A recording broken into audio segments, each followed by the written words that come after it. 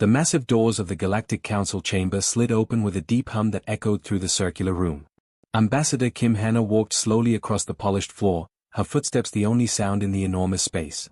Above her, 12 giant screens showed the faces of alien leaders from across the galaxy. Their eyes, tentacles, and crystalline forms all focused on her as she reached the center of the room. Kim Hannah had served as Earth's representative for 15 years. She had negotiated peace treaties, trade agreements, and scientific partnerships. She had watched human doctors save millions of alien lives from diseases that had plagued their worlds for centuries. She had seen human engineers solve problems that other species had given up on long ago. Today, all of that was about to end. The Vrexian counselor spoke first, his voice coming through a translation device that made his words sound cold and mechanical. The vote has been completed. The result is 9 votes in favor, 3 votes against. The human species is hereby removed from the Galactic Council, effective immediately. Kim Hannah felt her heart sink, but she kept her face calm. She had expected this outcome, but hearing it still hurt. Around the room, holographic displays showed the voting results in bright blue numbers. 9 alien species had decided that humanity no longer belonged in the galactic community. "May I ask why?" she said, her voice carrying clearly through the chamber without any amplification device. The Altarian counselor's body glowed brighter, which Kim Hannah knew meant he was either excited or angry. "Your species is too unpredictable. Too dangerous. In just 300 years, you have changed more about how we do things than any species has in thousands of years." "We have helped save lives and solve problems," Kim Hannah replied. "Human medical research has cured 17 major diseases. Our engineers have improved transportation systems across 43 worlds. Our peacekeepers have stopped 6 major wars."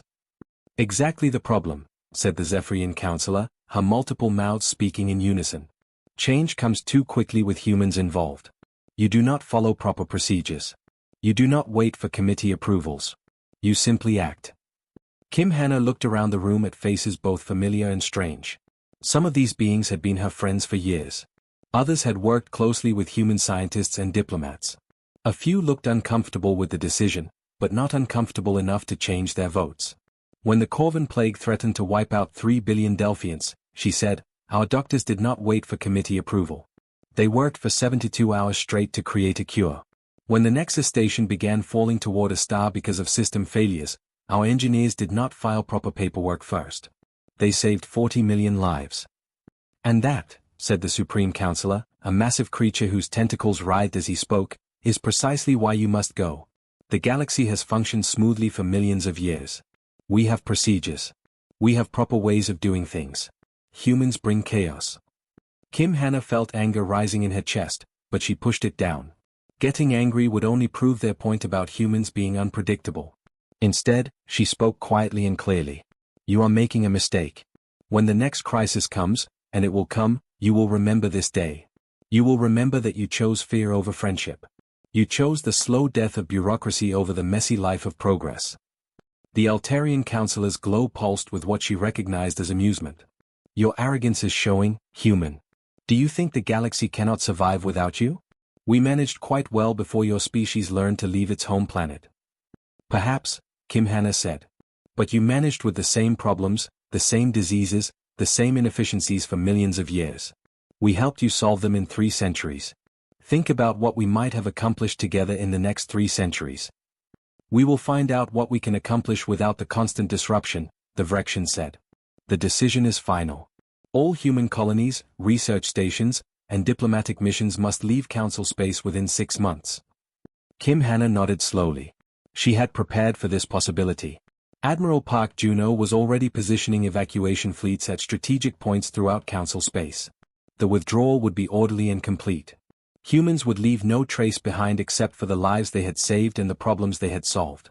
"Very well," she said. "But I want you to remember something. Humans do not hold grudges, but we also do not forget. When you realize what you have lost, it may be too late to get it back." She turned and walked toward the massive doors, her footsteps echoing again in the silent chamber. As she reached the exit, she paused and looked back at the 12 screens showing the alien leaders who had just cast her species out of the galaxy. "One more thing," she said. "The research data for the new Zephyrian plague cure? It was stored only in human databases. Our medical teams were the only ones who understood how the treatment worked. I hope for your sake that the disease stays dormant. The doors closed behind her with the same deep hum, leaving the council chamber in stunned silence. 6 months later, the last human ship crossed the boundary of council space and headed into the unknown regions beyond the galactic rim. Behind them, they left empty stations, abandoned colonies, and a galaxy that was about to learn the true cost of casting out those who had helped it thrive. 2 years had passed since the last human ship disappeared beyond the edge of known space. The Galactic Council had celebrated what they called the return to proper order. Trade moved along traditional routes again. Disputes were handled through correct paperwork and committee meetings. The unpredictable chaos of human innovation was gone. Dr. Yun Minji sat in her laboratory on Altair Prime, staring at test results that made her stomach turn cold. The samples in front of her glowed with the sickly green light that meant only one thing. The Zephyrian plague was back. She had been studying this disease for 20 years, working alongside human researchers who understood its complex biology. The plague attacked the nervous systems of 7 different alien species, causing paralysis and death within days. Humans had been immune to it, which made them perfect researchers. They could handle infected samples safely while working to create treatments. 3 years ago, human medical teams had developed a cure that worked on all affected species. The treatment was complex, requiring precise timing and careful monitoring. Most importantly, it required understanding how human immune systems process the plague virus, then adapting that knowledge to alien biology. Now the plague was spreading again, and Dr. Yun Minji was one of only 12 researchers in the galaxy who had worked on the original cure. The problem was that all the detailed research data had been stored in human databases. When humans left council space, they took their medical knowledge with them. She activated her communication device and tried once again to contact the human research teams. The signal went out toward the galactic rim, but only silence came back. For 2 years, every attempt to reach humanity had failed. It was as if they had vanished completely. On the other side of the galaxy, Captain Bae Woojin was having his own problems with human absence. His patrol ship moved slowly through the outer reaches, responding to the latest pirate attack.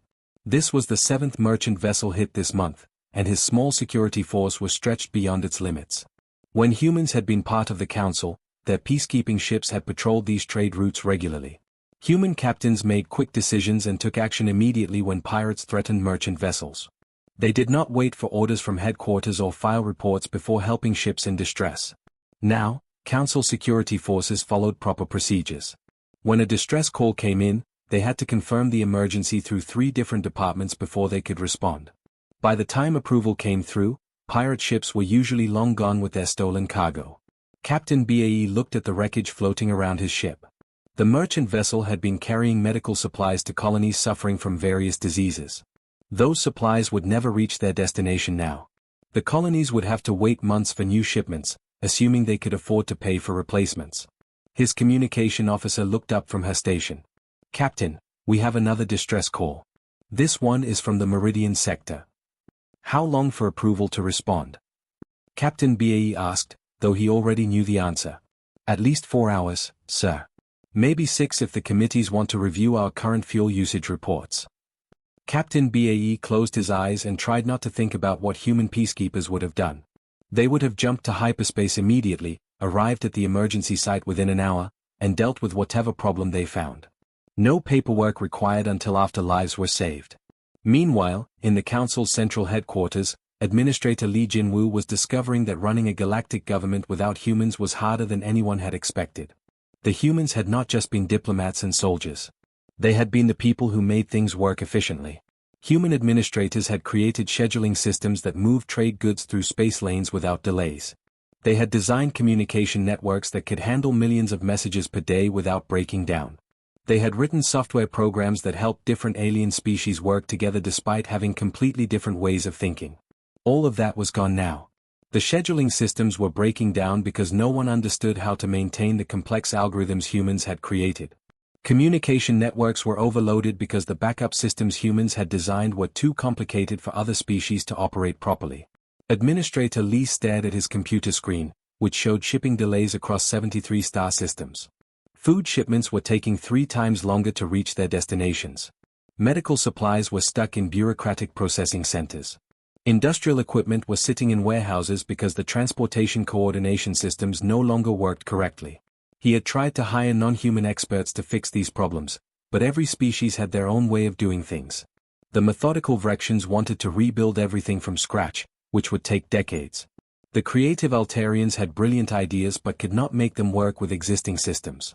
The logical Zephyrians could analyze problems perfectly but struggled to implement solutions quickly. Humans had been different. They could work with anyone, adapt to any situation, and find solutions that other species would never think of.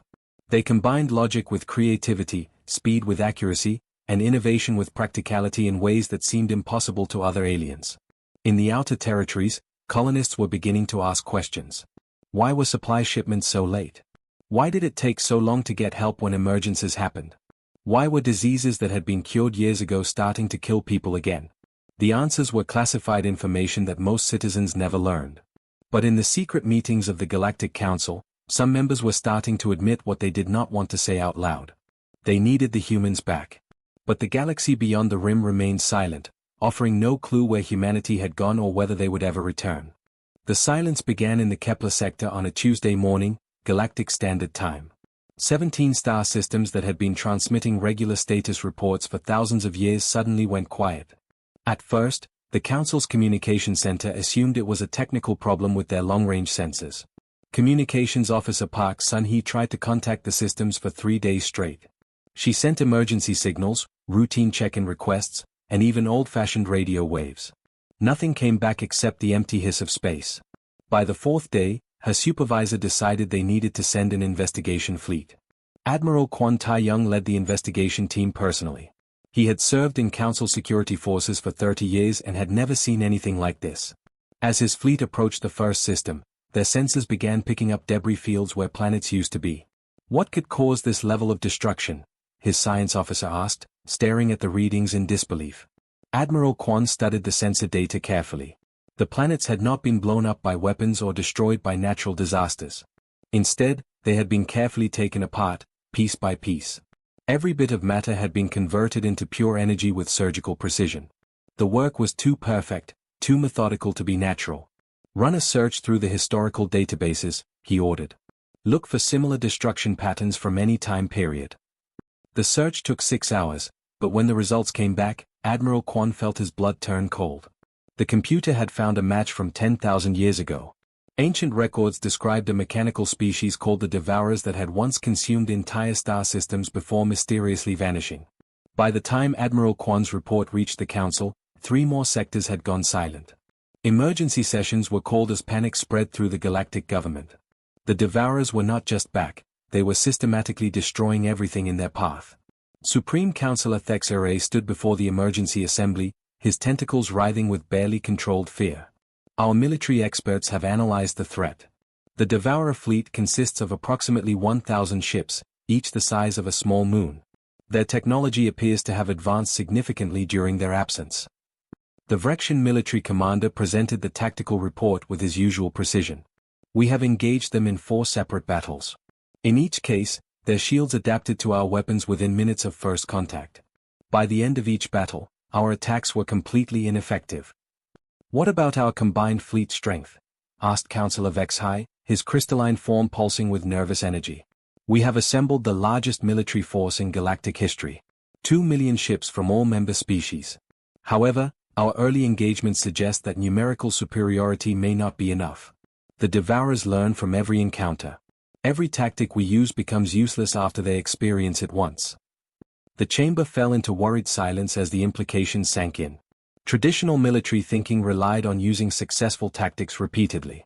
If the enemy could neutralize any strategy after seeing it once, conventional warfare became impossible. What do our strategic planners recommend? Supreme Counselor Thexere asked. The Altarian strategic advisor dimmed his natural glow before speaking. Our models suggest we need unconventional approaches. Unpredictable tactics that change constantly. Creative solutions that break normal military doctrine. The word hung in the air like a physical presence. Unconventional. Unpredictable. Creative. Everyone in the chamber knew what species possessed those exact qualities. Counselor Yoon Mirei of the Delphians spoke what others were thinking but afraid to say. The humans excelled at unconventional thinking. Their military tactics confused even their allies because they changed so frequently. Human engineering solutions often seemed impossible until they worked, added the Zephyrian representative. They combined technologies in ways that violated standard design principles. Councillor Vexhi's form flickered through several colors before settling on a deep blue that indicated reluctant realization. During the border wars 50 years ago, human commanders defeated forces 3 times their size by using tactics that made no logical sense. They won battles that our computers said were unwinnable. The Supreme Councillor raised one massive tentacle for silence. Are you suggesting we attempt to contact the humans? I am suggesting that our current approach is failing, Vexhi replied. In 3 weeks, the Devourers have destroyed 21 star systems and defeated every fleet we have sent against them. Their advance shows no signs of slowing. At their current rate, they will reach the core worlds within 6 months. Admiral Song Jiwon, who had been quietly reviewing battle reports, looked up from his datapad. Our tactical analysis shows that humans won 67% of their military engagements against superior forces. The next highest success rate among Council species is 31%. Human ship designs were often criticized for being too complex, added the engineering advisor. However, their complexity made them unpredictable in battle. Enemy forces could not anticipate their capabilities. The debate continued for hours, but the conclusion was becoming inevitable. Every species in the Council had specific strengths. The Vrexians were methodical and thorough. The Altarians were creative but slow to implement ideas. The Zephyrians were logical and analytical. But none of them could match human adaptability and innovative thinking. Finally, Supreme Councillor Thexere spoke the words that would have been unthinkable just months earlier. We need to find the humans and ask for their help. But they could be anywhere beyond the galactic rim, protested the Vrexian Councillor. We do not even know if they survived their journey into uncharted space. Then we search until we find them, Thexere replied grimly. Because if we do not, the Devourers will consume everything we have built over millions of years. The irony was not lost on anyone present. They had expelled humanity for being too unpredictable and innovative. Now those same qualities represented their only hope for survival. Captain Cho Dane stared out at the endless darkness beyond the galactic rim. Her exploration ship had been searching for 3 months, following faint energy signatures and ancient navigation markers that might lead to human colonies. The Council had sent 12 search fleets in different directions, all looking for the species they had cast out 2 years earlier. Captain, called Navigation Officer Nam Jizu from her station, I'm detecting something unusual ahead. Multiple quantum signatures that match human ship designs, but there's something else mixed in. The main screen flickered to life, showing long-range sensor readings. Captain Cho felt her breath catch in her throat. The sensors showed over 50 inhabited star systems clustered together in what should have been empty space. Energy readings indicated massive populations and advanced technology. How is this possible? She whispered. Humans only left Council space 2 years ago. They could not have built all of this in such a short time. As their ship moved closer, the truth became even more surprising. The sensors detected ships and space stations of dozens of different designs. Some were clearly human in origin, but others belonged to species that Captain Cho had never seen before. Captain, I'm receiving a transmission, Communications Officer Lee Hyunjin announced. The signal is coming from a massive space station directly ahead. Put it through, Captain Cho ordered. A clear voice filled the bridge, speaking perfect galactic standard. Council vessel, you are entering United Federation space. Please state your purpose and follow our escort ships to Station Prime. Through the viewscreen, Captain Cho watched as 6 ships approached from different directions. Each ship had a completely different design. One looked like a crystalline flower, another resembled a metallic whale, and a third appeared to be made of living coral. But they all moved together in perfect formation. This is Captain Cho Dane of the Galactic Council Diplomatic Corps, she replied. We seek an audience with human leadership regarding a threat to both our peoples. Follow the escort vessels. Ambassador Song Kiwoo will meet with you. As they were guided through the fleet, Captain Cho counted ships from at least 30 different species. Many of the alien designs looked familiar from old Council databases, but these were supposed to be primitive species that had never developed space travel. Captain, Nam Jizu said quietly, some of these ships are using technology that's more advanced than anything in Council space. Look at those shield generators, they're at least 50 years ahead of our best designs. Station Prime was enormous. It dwarfed anything the Council had ever built, with docking bays that could handle ships of any size or design. Through the transparent sections, they could see beings from dozens of species working together in what appeared to be perfect harmony. Ambassador Song Ki-woo met them in a conference room that overlooked the station's central hub. She was a woman in her 40s with kind eyes and a calm manner that reminded Captain Cho of the old human diplomats she had worked with years ago. "Welcome to Federation Space," Ambassador Song said, gesturing for them to sit. "I must admit, we did not expect to see Council ships out here." "The Council is facing a crisis," Captain Cho began. "An ancient enemy has returned. They call themselves the Devourers, and they are destroying entire star systems. We need human help to stop them." Ambassador Song nodded slowly. "We've been monitoring the situation in Council space. Our long-range sensors have tracked the Devourer advance. We're sorry for the losses you've suffered. Will you help us?" Captain Cho asked directly. Instead of answering immediately, Ambassador Song stood and walked to the large window overlooking the station. "Do you see those beings working together down there? The tall ones with 4 arms are Cathari. The Council dismissed them as too emotional for galactic civilization. The floating jellyfish-like creatures are Zon. Your databases probably list them as intellectually insufficient." She pointed to a group of red-skinned humanoids operating complex machinery. "Those are Pirati. The Council considered them too aggressive, despite their remarkable engineering skills. And over there, the insect-like beings are Nexari. They were deemed too alien to understand galactic society." Captain Cho watched the activity below with growing amazement. These supposedly primitive species were operating technology that looked decades ahead of anything in Council space. They worked together smoothly, with no signs of the conflicts that the Council had predicted would arise from such diversity. "How did you find all these species?" she asked. "We didn't find them," Ambassador Song replied. "They found us. When humans left Council space, we sent exploration teams in all directions. We discovered that the galaxy is full of intelligent species that your Council never bothered to contact. Some were too far from major trade routes. Others were dismissed as unimportant because they didn't have space travel yet. But their technology is what happens when you combine human adaptability with dozens of different ways of thinking," Song said with a smile. "The Cathari think in emotional patterns that led to breakthrough innovations in energy systems. The Zon collective consciousness solved computing problems that stumped individual minds. The Pirati aggressive approach to engineering produced materials science advances that seemed impossible." Captain Cho realized what she was seeing. In just 2 years, humanity had not just survived their expulsion from Council space. They had thrived by doing what the Council said was impossible, building a successful civilization based on cooperation between radically different species. "The Federation has grown to include over 60 species," Ambassador Song continued. "We've established trade networks, research partnerships, and mutual defense agreements. We've solved problems together that none of us could have handled alone. So you'll help us fight the Devourers?" Ambassador Song was quiet for a long moment, watching the bustling activity below.